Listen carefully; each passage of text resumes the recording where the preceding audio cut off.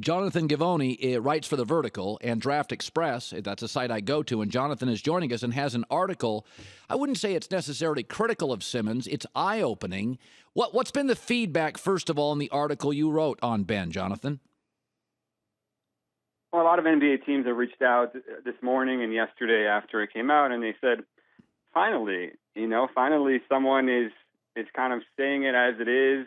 They feel like Simmons has been done a tremendous disservice by people in the media who have been, kind of unfairly comparing him to the likes of LeBron James and Magic Johnson. And I think we found out this season that's just not who he is. He is not that transcendent talent that he's been billed as by, people who've never really watched him play or, don't only really started watching him play in November.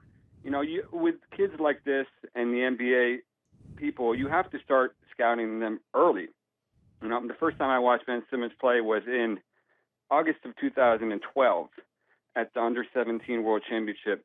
And you build a portfolio, a body of work of these guys over years, going to different events, watching them play, getting to know them, meeting them, their family, talking to NBA people about him and kind of seeing the progression, and I think that's where we're at right now. I agree with you. He's a tremendous talent, incredibly unique player. One of the most unique guys we've seen to come through the college game in the last few years, but I really think it's unfair what people have done to him with these crazy expectations. And we saw, the second half of the year, the kid just shut down, he just stopped functioning. He stopped competing.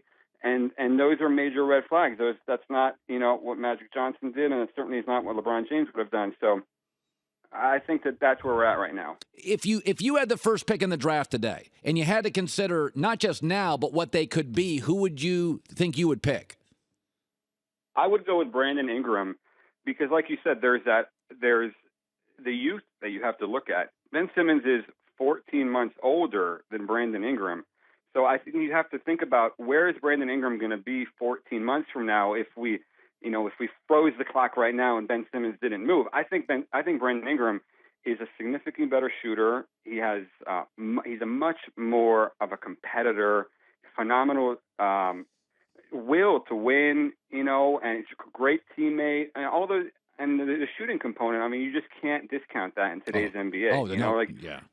Klay Thompson. If you have to surround him with four great shooters at all times, and you have to kind of run the game through him as a point guard, which I think that's going to be his biggest strength. I don't know if every NBA team can do that. I don't know if the Philadelphia 76ers, if the LA Lakers, I don't know if they can just trade their entire roster away and start anew if they get a guy like Simmons.